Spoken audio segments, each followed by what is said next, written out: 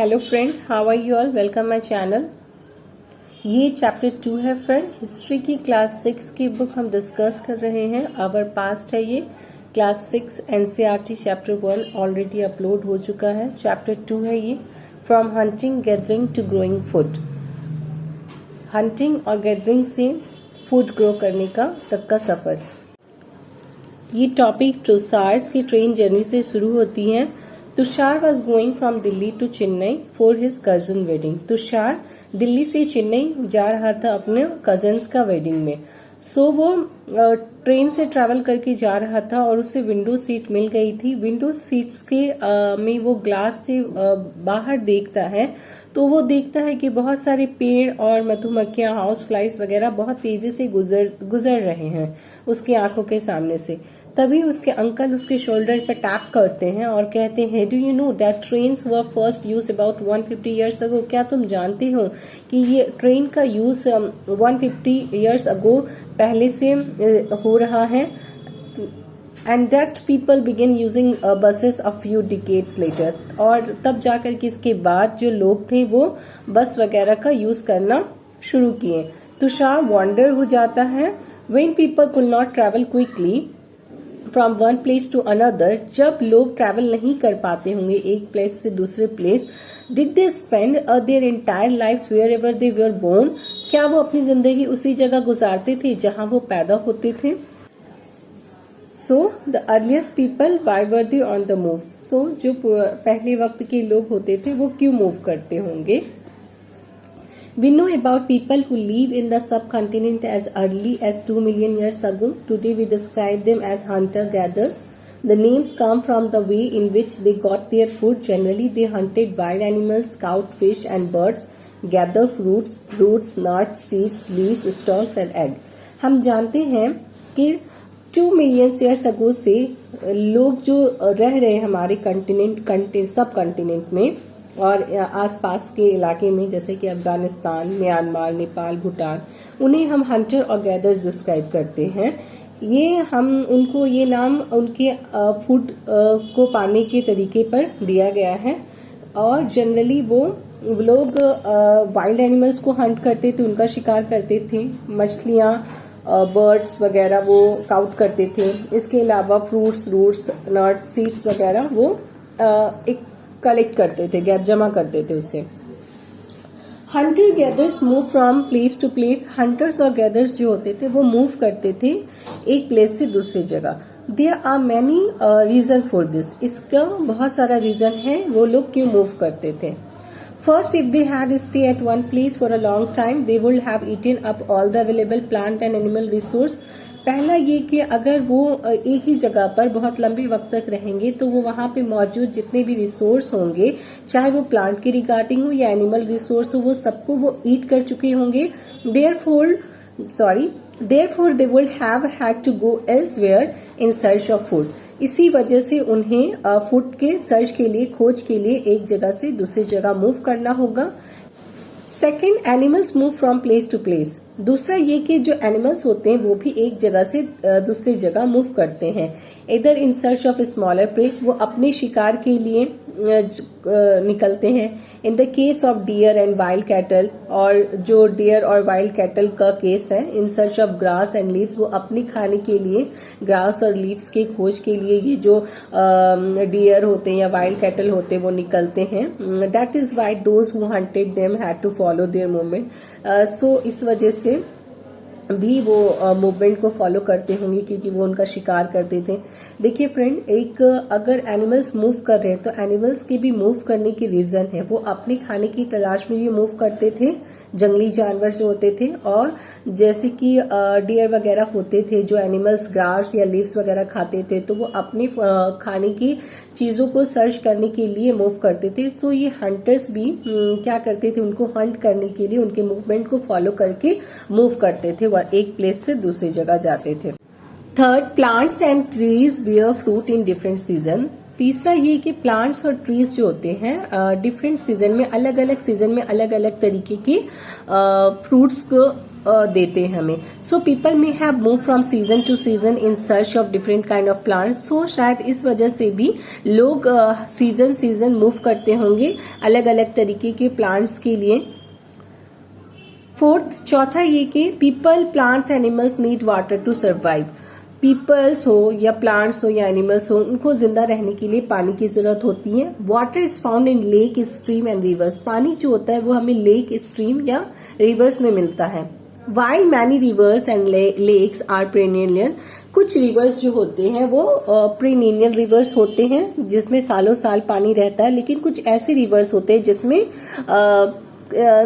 कभी पानी सूख जाता है और कभी पानी उस रिवर पे रहता है. People living on their banks will have had to go in search of water during the dry season. तो जब सूखे का वक्त आता होगा, यानी मतलब उस नदी के पानी सूख जाती होगी या उस झील का पानी सूख जाता होगा, तो लोग जो किनारे में रहते होंगे तो वो पानी के सर्च के लिए भी मूव करते होंगे. How do we know about this people? हम इन लोगों के बारे में हमें नॉलेज किस तरीके से मिली? Archaeologist have found some of the things hunter gatherers made and use. Archaeologist को कुछ ऐसी चीजें मिली जिसे हंटर गैदरर्स ने बनाया था और उसे यूज किया था. It is likely that people made and use tools of stone. ये इसी तरीके का था कि पीपल जो थे वहां के रहने वाले इसे बनाए और इस्तेमाल किए, जैसे कि tool of stone, would and bone. वो स्टोन के बनाए हुए टूल्स होते थे, उनके औजार होते थे. लकड़ियों के बनाए हुए इनके पास टूल्स होते थे और हड्डियों के भी बनाए हुए टूल्स होते थे जिन्हें इन्होंने बनाया था और इस्तेमाल किया था. Of which stone tools have survive best. और इन सब चीजों में जो बहुत अच्छे से सर्वाइव किया है उसमें से स्टोन टूल्स काफी लंबे समय तक सर्वाइव किया, जिसे हमें नॉलेज मिली, क्योंकि वुड और बोन जो होगा वो इजिली डिस्ट्रॉय हो जाएगा. Some of these stone tools were used to cut meat and bone, scrap bark from trees and hides animal skins, chop fruits and roots. सो इस तरीके से जो स्टोन टूल्स थे उसे यूज किया जाता था मीट को, गोश्त वगैरह को कट करने के लिए, हड्डियों को कट करने के लिए, या ट्रीज से स्क्रैप को बाक करने के लिए, और एनिमल्स के स्किन को निकालने के लिए. एनिमल्स के स्किन में जो चमड़े होते हैं ना, उनको अलग करने के लिए भी इस टूल्स का इस्तेमाल किया जाता था. चॉप फ्रूट्स एंड रूट्स, और फ्रूट्स को चॉप करने के और रूट्स वगैरह को में भी इस टूल का यूज किया जाता था. Some may have been attached to handles of bone or wood. कुछ ऐसे थे जिसे बोन, हड्डी और लकड़ी से अटैच कर दिया गया था to make spears and arrow for hunting. और कुछ उसे स्पीयर्स नोकीला तौर पर बना लिया गया था एरो की तरह, ताकि वो हंटिंग कर सकें. Other tools were use to chop wood. और जो दूसरे तरीके का टूल्स होता था उसे लकड़ियां चॉप करने के लिए भी इस्तेमाल किया जाता था, which was use as a firewood. और उसे फायरवुड के तौर पे भी यूज करते थे, लकड़ियों को आग जलाना, वैसे भी वो लोग इस्तेमाल करते थे. Wood was also use to make hut and tools. और लकड़ियों का इस्तेमाल घर और टूल्स बनाने के लिए भी किया जाता था. सो आप यहाँ देखेंगे नीचे कॉलम में स्टोन टूल्स में also have been useful. Left की तरफ आप देखें, digging the ground to collect edible roots. आप देख रहे हैं किस तरीके से इस टूल्स का इस्तेमाल करके गड्ढा खोद करके जड़ को बाहर निकाला जा रहा है. राइट साइड में आप देखते हैं कि stitching clothes made out of animal skin. कपड़े सिए जा रहे हैं जानवरों की स्किन, चमड़ी को इस्तेमाल करके. सो इस तरीके से इन सारी चीजों का टूल्स का वो यूज करते थे. सो हमारा next topic, choosing a place to live in. वैसे उस जगह को चूज करें जहां वो रहते थे. तो इसके लिए लुक एट मैप 2 बिलो. आप जो नीचे मैप दिया गया है उसे देखें. All the places mark with red triangles are site from the archaeologist have found evidence of hunter gathers. जो भी जितने सारे प्लेसेस हैं जो रेड कलर के ट्रायंगल्स हैं वो सारे साइट्स हैं जिन्हें आर्कियोलॉजिस्ट ने फाउंड किया है एज अ एविडेंस कि वहां पे हंटर और गैदर्स रहते थे. ये साइट्स मिले हैं, रेड कलर के ट्रायंगल में है, जैसे कि भीमबेटका, हंसगी, कुरनोल कैव्स. मेरे प्रोनाउंसिएशन को माफ कीजिएगा friend. Hunters gathers live in many more places. Hunters और गैदर्स जो थे बहुत सारी जगहों पे रहते थे। Only some are shown on the map, सिर्फ कुछ ही हमको मैप में दिखाया गया है।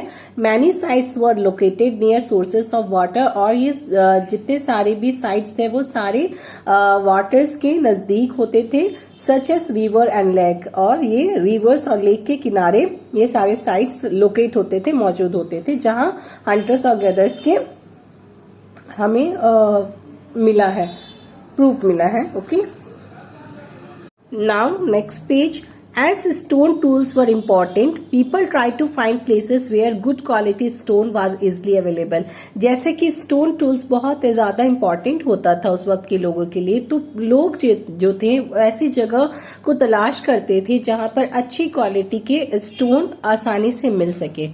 सो नेक्स्ट कॉलम है, यहाँ पे आप देखिए Bhimbetka in present day Madhya Pradesh. आप भीमबेटका को देखे होंगे मैप में, जहाँ पे मध्य प्रदेश आज मौजूद है। ये सबसे ज्यादा पुराना साइट्स है जहाँ पे केव और रॉक के शेल्टर मिले हैं।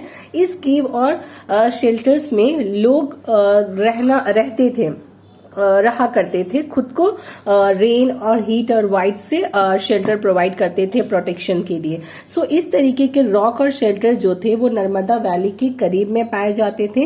हाँ, यहाँ पे एक पिक्चर्स देख लीजिए, rock painting and what they tell us. यहाँ पेंटिंग है फ्रेंड, उसे देखिए आप कि रॉक में जो पेंटिंग है वो हमें क्या बताता है। तो यहाँ पे एक पेंटिंग है कि कोई जानवर है जो भाग रहा है और इसे करने की कोशिश की जा रही है। Many of the caves in which this early people lived have painting on the walls. बहुत सारे ऐसे केव है जिसमें लोग रहा करते थे, इस तरीके के पेंटिंग वो दीवारों पे बनाए हैं। Some of the best example are from Madhya Pradesh and southern Uttar Pradesh, और इसका बहुत अच्छा एग्जाम्पल हमें मध्य प्रदेश और सदर्न उत्तर प्रदेश में देखने को मिल जाता है। This painting show wild animals, और इस तरीके की पेंटिंग्स जो होती है हमें वाइल्ड एनिमल्स के दिखाता है। वाइल्ड एनिमल्स की हुआ करती थी painting, draw with great accuracy and skill, और इस तरीके की जो पेंटिंग होती थी ना फ्रेंड, वो बहुत ही अच्छी स्किल के साथ बनाई जाती थी। नेक्स्ट फ्रेंड साइट्स है। Sites are place where the remains of thing, tools, spots, building extra. Sites ऐसी जगहों को बोलते हैं जहां पे पुरानी चीजें मिलती हैं, जैसे कि टूल्स, स्पॉट्स, बिल्डिंग्स पाए जाते हैं, उन्हें ऐसी जगहों को हम साइट्स बोलते हैं। This were made, use and left behind by the people. ये ऐसी चीजें होती हैं जिसे बनाई गई थी और इस्तेमाल की गई थी और लेफ्ट मतलब छोड़ी जा चुकी थी उन लोगों के जरिए।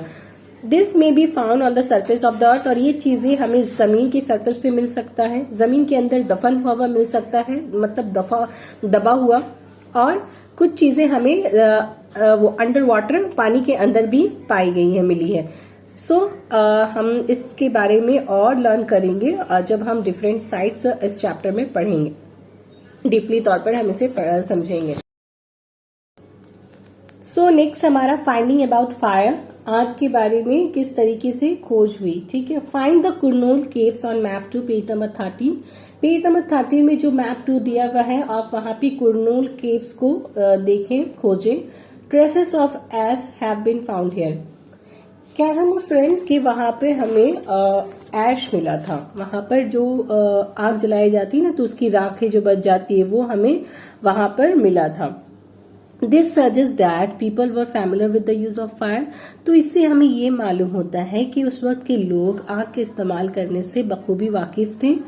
Fire could have been used for many things. आग का इस्तेमाल बहुत चीजों के लिए इस्तेमाल किया गया होगा। As a source of light, रोशनी के लिए, टू रोस्ट मीट, गोश्त वगैरह को पकाने के लिए, and to scare away animals, और जानवरों को भगाने के लिए भी आग का इस्तेमाल किया जाता होगा। नेक्स्ट नेम्स एंड डेट्स है। Archaeologist have given lengthy names for the time that we are studying. हम जो चीजें स्टडी कर रहे हैं, आर्कियोलॉजिस्ट ने इसे बहुत ज्यादा लंबा वक्त और नाम दिया है। इसी तरीके से अर्लीस्ट पीरियड द पैलियोथिक भी बोला गया है। ये जो वर्ड्स है वो ग्रीक वर्ड से आया है, पैलियो जिसका मतलब होता है पुराना, और लिथोस जिसका मतलब होता है स्टोन, यानी मतलब पत्थर का वक्त जो पुराना हुआ करता था। The name point two the importance of find of stone tools. तो इस तरीके का जो नाम है वो पॉइंट करता है कि उस वक्त स्टोन की इम्पोर्टेंस, स्टोन टूल्स की इम्पोर्टेंस क्या हुआ करती थी। The Paleolithic period extends from 2 million years ago to about 12,000 years ago. So ये पैलियोलिथिक पीरियड जो था वो 2 मिलियन ईयर्स से लेकर के 1200 ईयर्स अगो तक चला। This long stretch of time is divided into the lower, middle and upper Palaeolithic. So ये जो वक्त है 2 मिलियन ईयर्स अगो से लेकर के 1200 ईयर्स अगो तक का जो ये वक्त है, इस वक्त को भी डिवाइड किया गया था lower, middle and upper Palaeolithic era में। This long span of time covers 99% of human history. और ये जो इतना लंबा वक्त है, इसमें 99% ह्यूमन हिस्ट्री के बारे में कवर किया जा सकता है, किया गया था। Next, the period when we find environmental changes beginning about 1200 years ago till about 10,000 years ago is called the Mesolithic या Middle Stone। ऐसा वक्त जब हमें environment में जब थोड़ा बहुत changes होने लगा था फ्रेंड, और ये वक्त 12,000 years ago to 10,000 years ago था, तो इस वक्त को मेसोलिथिक मिडिल स्टोन का वक्त कहा जाता था। Stone tools found during this period are generally tiny. Stone tools इस वक्त बहुत पाए गए थे, लेकिन छोटे पाए गए थे, जिसे माइक्रोलिथ बोला गया है।